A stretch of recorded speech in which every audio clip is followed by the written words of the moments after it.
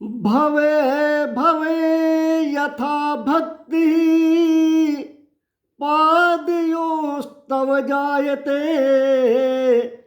तथा कुरुष्व देवेश नाथस्त्वं नो यतः प्रभो।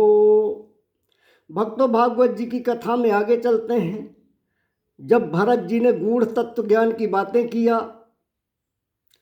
आत्मा और शरीर को परिभाषित किया, उनके लक्षणों का वर्णन किया, तो राजा रहुगण के होश उड़ गए। सोचा, अरे ये तो वेदांतियों के सत्संग में मैंने बातें सुनी हैं, यह ब्रह्मज्ञानी कौन है।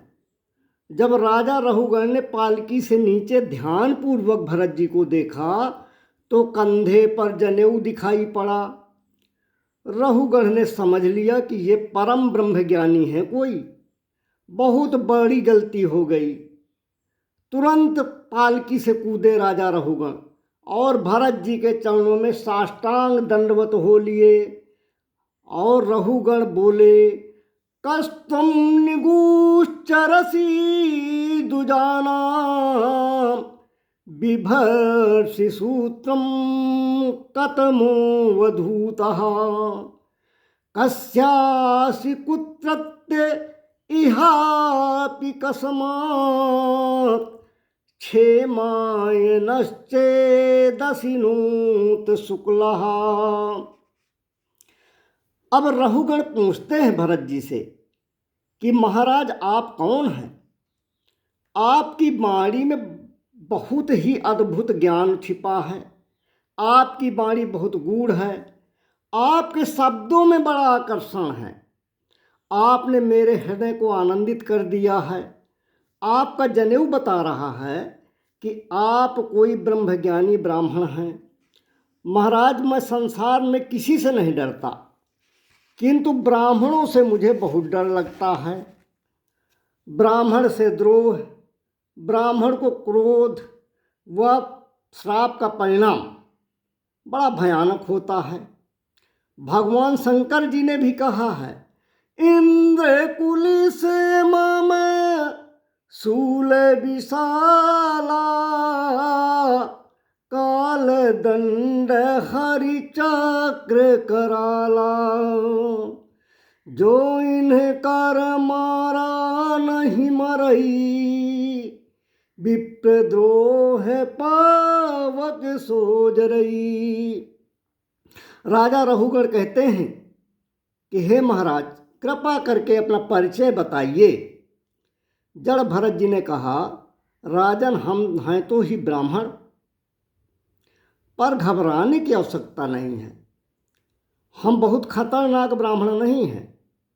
डरो मत, जो पूछना हो निर्भीकता पूर्वक हमसे पूछ लो।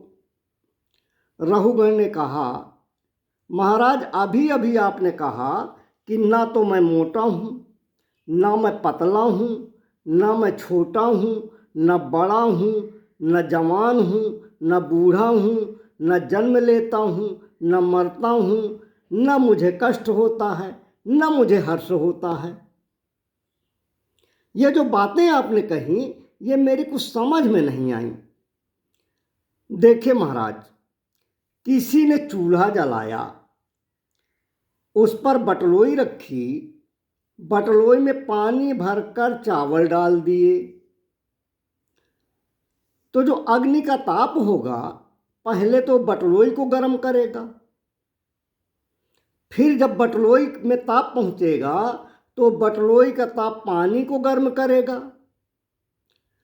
और तब पानी का ताप चावलों को पका देगा। इसी तरह जब शरीर में कष्ट होगा तो इंद्रियों को कष्ट होगा, और जब इंद्रियों को कष्ट होगा तो मन को कष्ट होगा, और जब मन को कष्ट होगा तो क्या शरीर में जो आत्मा विराजमान है उसको कष्ट नहीं पहुंचेगा। तब महाराज आपने ये कैसे कहा कि मुझ आत्मा को कोई सुख दुख व द्वंद्व प्रभावित नहीं करता, मेरी आत्मा को कोई कष्ट नहीं होता। अब जड़ भरत जी राजा रहुगण की इस बात का क्या उत्तर देंगे, यह कथा हम आगे कहने का प्रयास करेंगे। बोलिए सियावर रामचंद्र की जय।